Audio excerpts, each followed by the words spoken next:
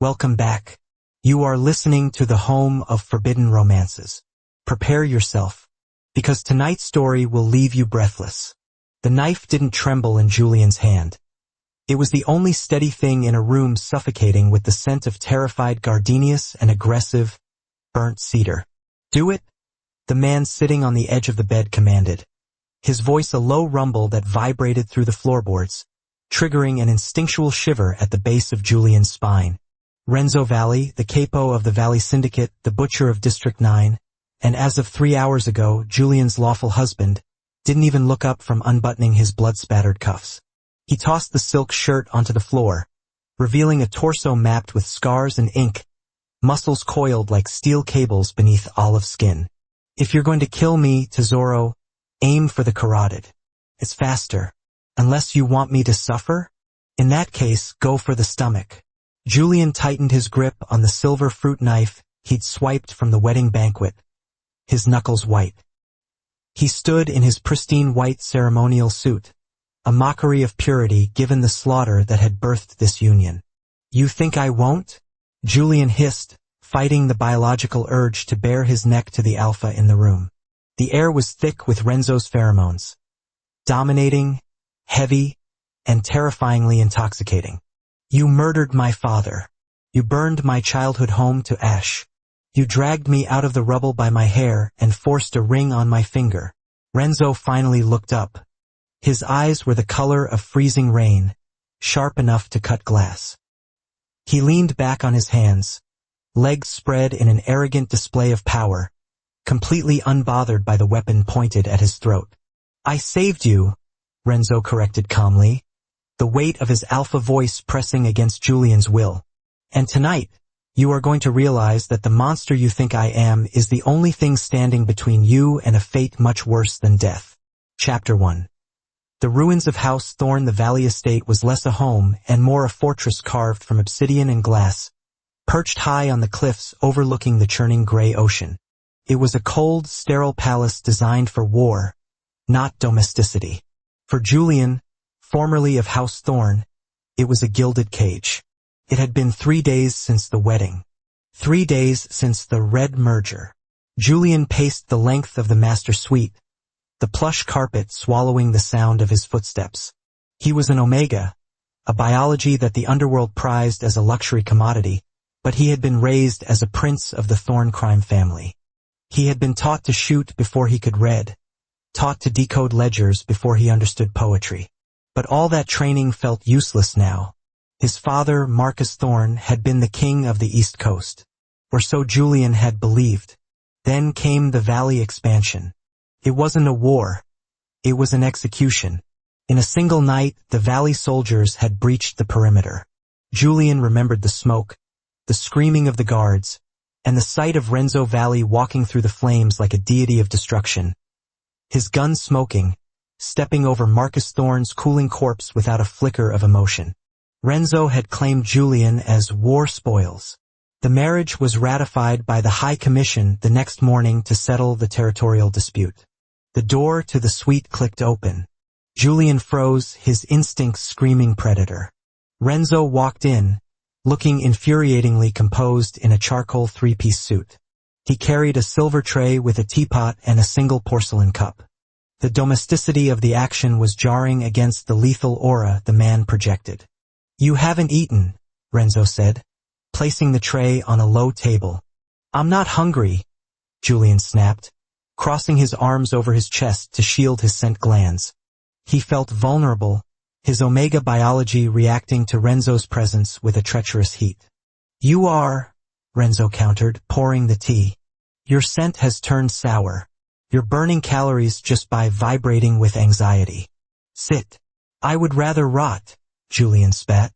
Renzo sighed, a sound of profound patience that was somehow more terrifying than anger. He moved with a blur of speed that belied his size. Before Julian could blink, he was pinned against the wall, Renzo's forearm bracing against the plaster by his head. "Listen to me, little swan," Renzo murmured, leaning in close.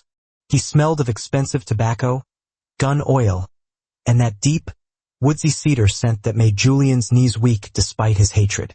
Starving yourself is a boring form of rebellion. It doesn't hurt me, it damages the asset. And I protect my assets. Is that all I am? Julian glared up at him, eyes wet with unshed tears of rage. An asset? A trophy to prove you conquered the thorns. Renzo's expression shifted. For a microsecond, the icy mask cracked, revealing something darker, more complex. He reached out, his callous thumb tracing the line of Julian's jaw. The touch was electric. You are not a trophy, Julian. You are the burden I chose to carry. Why? Julian whispered, the fight draining out of him as the Alpha's proximity muddled his brain. Why didn't you just kill me with the rest of them? Because, Renzo said, pulling back and adjusting his cuffs, the mask of indifference sliding back into place. I don't kill innocent things. Drink the tea. It has herbs to help with the shock. He turned and walked to the door. Oh, and Julian? Don't try to leave the East Wing. My guards have orders to stop you, but the dogs in the garden do not. Chapter 2. The ghost in the ledger. A week passed in a tense stalemate. Julian explored the boundaries of his confinement. The staff treated him with terrified reverence, addressing him as Don Valley's Omega, a title that made bile rise in his throat. Renzo was a ghost. He left before dawn and returned long after Julian had feigned sleep. But the scent of him lingered on the sheets, a constant reminder of who owned this house and who owned Julian. Boredom and resentment were a dangerous cocktail. Julian began to probe the house's security. He found a lapse in the library's surveillance rotation, a 3-minute window where the cameras rebooted at 2 a.m. On the 10th night, he moved. Silent as a shadow, Julian slipped into Renzo's study. The room was a monument to criminal enterprise. Mahogany shelves lined with legal texts and history books, a massive oak desk cluttered with maps and dossiers. Julian didn't want escape routes. He wanted ammunition. He wanted something he could use to blackmail Renzo, or at least understand why the Valley family had targeted the Thorns with such specific ferocity. He rifled through the drawers. Locked. He checked the safe behind the painting. Bio-locked. Frustrated, he turned to the stack of files on the desk labeled Acquisitions, Thorn Estate. He flipped the folder open. He expected to find bank account numbers, deeds to properties, lists of liquidated assets. What he found made the blood drain from his face. It was a transaction log, dated 3 months before the attack. Item, Julian Thorn. Seller, Marcus Thorn. Buyer, the Moretti Syndicate. Price, $50 million plus territory rights to the South Docks. Asterisk notes. Subject to be delivered upon 22nd birthday.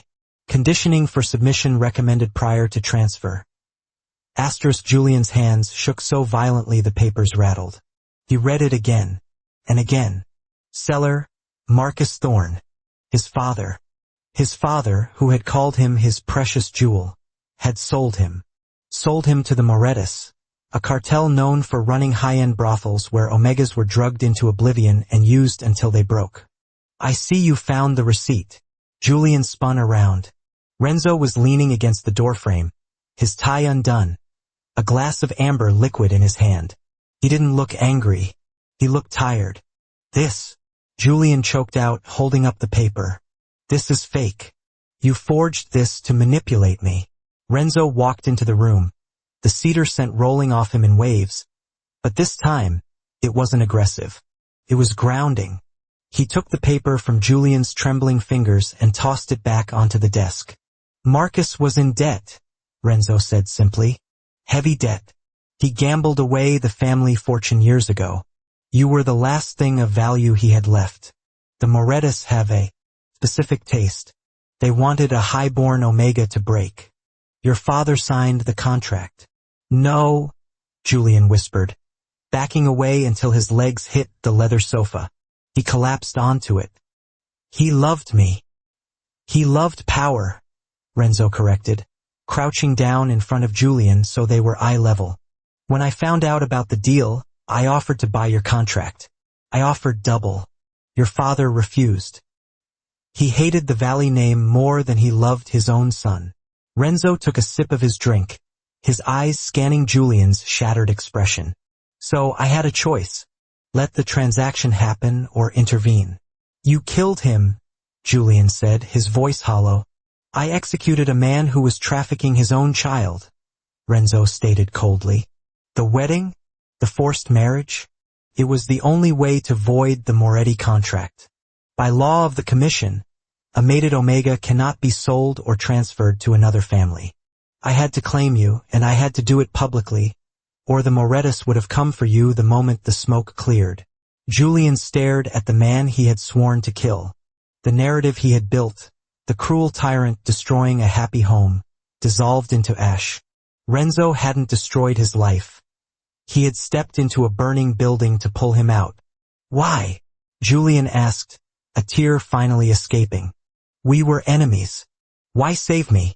Renzo reached out, his hand hesitating before brushing a stray lock of hair from Julian's forehead.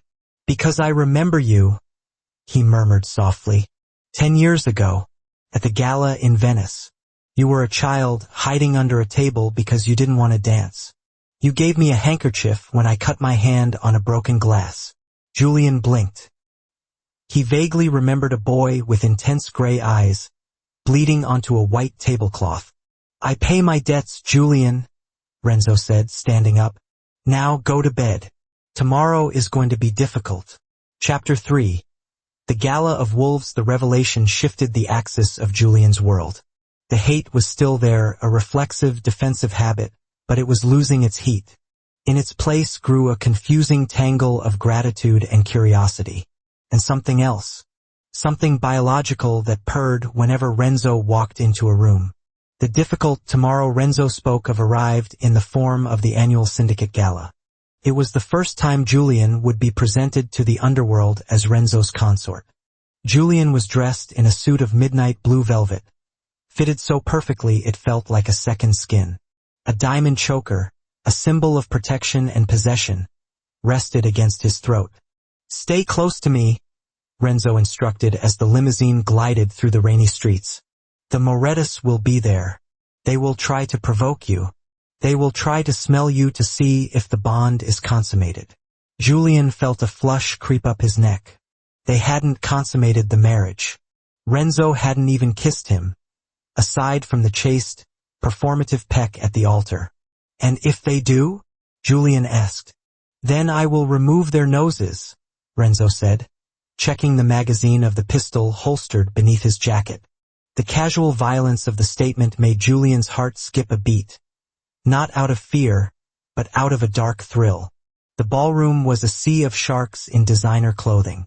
Champagne flowed, diamonds sparkled, and every smile hit a dagger.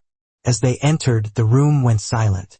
Renzo placed a possessive hand on the small of Julian's back, his fingers searing through the velvet.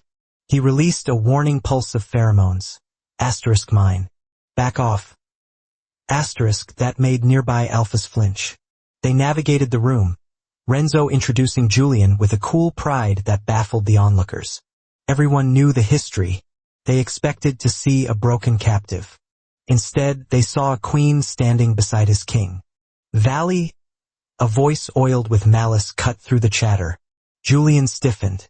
A man with a face like a ferret and eyes like stagnant water approached. Don Moretti, the man who had almost purchased him. And the little thorn prince?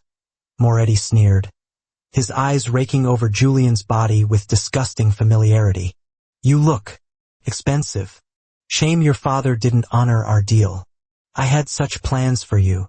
Julian felt Renzo's muscles coil. The alpha was about to snap. But before Renzo could move, Julian stepped forward. He channeled every ounce of the arrogance his father had instilled in him. He looked Moretti up and down with a sneer of absolute disgust.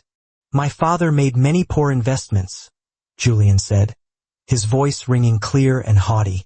But even he realized that selling a diamond to a pig is a waste of jewelry. The silence in the room was deafening. Someone gasped. Moretti's face turned purple. You insolent little WH, Renzo laughed. It was a dark, rich sound that terrified everyone in the vicinity. He wrapped an arm around Julian's waist, pulling him flush against his side. "You heard my husband, Moretti. Walk away before you stain the carpet." As Moretti retreated, humiliated, Renzo leaned down to Julian's ear. "I didn't know you had fangs, Tesoro." "I have many things you don't know about," Julian whispered back, adrenaline flooding his system. "I look forward to discovering them," Renzo replied. The moment was electric. For the first time, they weren't captor and captive. They were partners. But the peace was an illusion. A waiter passing with a tray of champagne stumbled. A glass shattered. It was the signal. From the balcony, 3 men in tactical gear dropped down on ropes. At the main entrance, the doors burst open. The Morettis hadn't come to talk. They had come to wipe out the valley line. "Get down!" Renzo roared, shoving Julian behind a marble pillar as the first gunshot cracked the air. Chapter 4. Blood and instinct chaos erupted. The ballroom turned into a slaughterhouse. Civilians screamed and scrambled. Bodyguards returned fire. Renzo was a whirlwind of violence. He moved with terrifying efficiency, his pistol barking double taps into the chests of the assassins rushing them. But there were too many. "The kitchen!" Renzo shouted over the din, grabbing Julian's hand. They sprinted through the service doors, tiles shattering around their feet as bullets chased them. They burst into the industrial kitchen, startling the staff. Renzo barred the door with a steel prep table. He was bleeding. A dark stain was spreading on his left shoulder. "You're hit," Julian gasped, reaching out. "It's a graze," Renzo gritted out, reloading his weapon with practiced ease. Moretti brought mercenaries. "This is a coup." He looked at Julian, his gray eyes blazing with intensity. "There's a car in the loading bay, armored. I'm going to draw their fire. You run for the car. Drive to the safe house in the coordinates I sent to your phone." "No," Julian said immediately. Renzo paused. "This isn't a negotiation, Julian. Go." "I'm not leaving you," Julian yelled, surprising himself.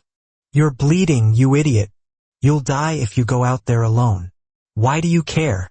Renzo snapped, wincing as he checked the door. "I destroyed your family, remember? You are my family now." The words hung in the air, heavy and absolute. The Omega in Julian had recognized it before his mind had. The bond was there. Unspoken, unsealed, but undeniable. Renzo wasn't his jailer, he was his mate. Renzo stared at him, stunned. Then, a slow, dangerous grin spread across his face. It was the smile of a wolf who had just found his pack. "Fine," Renzo said, handing Julian a spare Glock from his ankle holster. "Do you know how to use this?" Julian checked the chamber and clicked the safety off. "I told you. I was raised a thorn." "Good," Renzo growled. "Cover my 6. They moved as a unit. They burst out of the loading bay, guns blazing.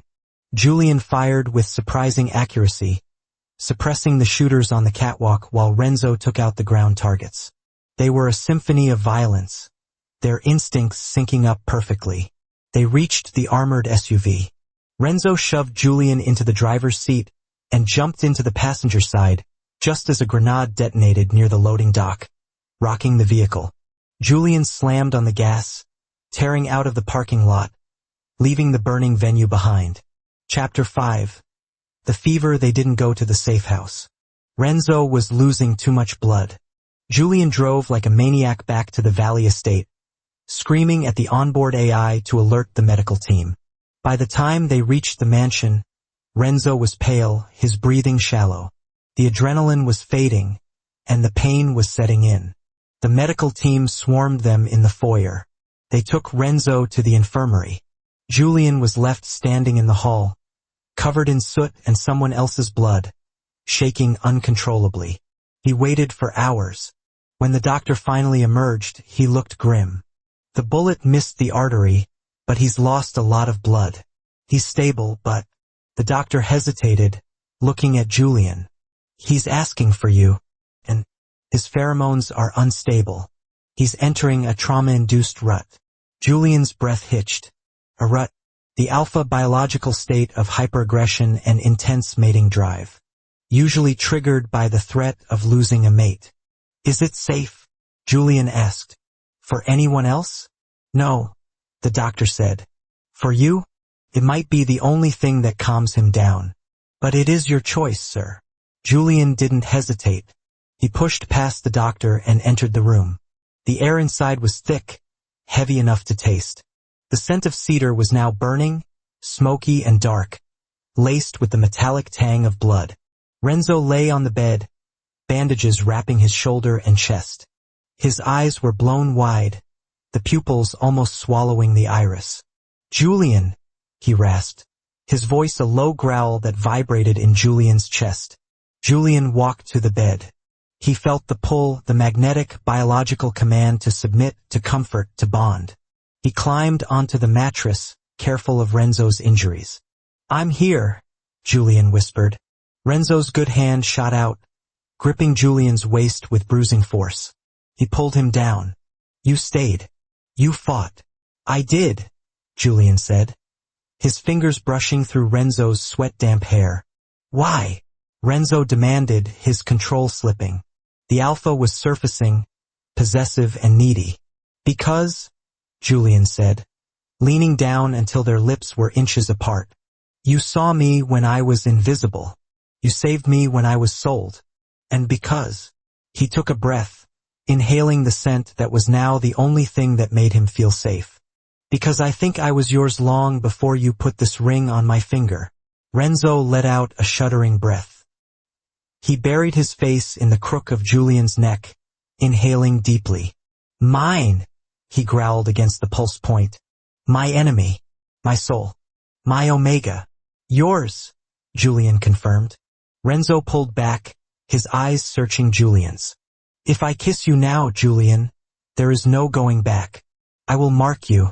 I will tie you to me in a way no law can undo. You will be Valley until the day you die. Julian didn't flinch. He thought of his father's betrayal. He thought of the empty, cold life he had before. Then he looked at the man who had burned down the world to keep him warm. Julian leaned in and closed the gap. The kiss was a collision. It was desperate, bloody, and full of teeth, tasted of survival. When Renzo's fangs grazed the sensitive gland on Julian's neck, Julian didn't pull away. He tilted his head back, baring himself completely. Do it, Julian commanded, echoing the words from their wedding night, but with a completely different meaning. Renzo bit down.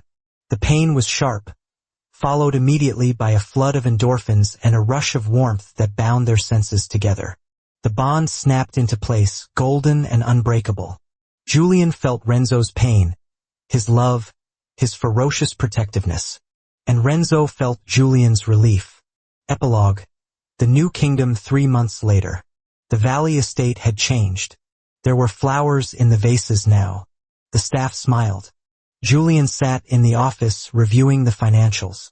He had taken over the legitimate side of the business, using his training to triple their profits. He was no longer the broken swan. He was the Iron Queen of the Valley Syndicate. The door opened. Renzo walked in. He looked healthier, stronger. The scar on his shoulder a permanent reminder of the night they became one. He walked behind Julian's chair, leaning down to kiss the bite mark that was now a faint silver scar on Julian's neck. Moretti's territories have been fully assimilated, Renzo murmured, his hands resting on Julian's shoulders. Good, Julian said, leaning back into the touch. And the remnants of his family? Gone, Renzo said simply. No one threatens what is mine. Julian turned the chair around. He pulled Renzo down by his tie for a slow, searing kiss. They used to call you the butcher, Julian whispered against his lips. What do they call me now? Renzo asked, amused. Julian smiled, sharp and dangerous. The husband of the devil. Renzo laughed, picking Julian up and setting him on the desk, scattering the papers. I can live with that. And that is how the viper tamed the wolf, by becoming a monster just as beautiful as he was. If you enjoyed seeing Julian take control and rewrite his destiny, destroy that like button. And tell me in the comments, Would you forgive a husband who destroyed your family if he did it to save your life? I'll be reading your answers. Subscribe for the next chapter. Until then,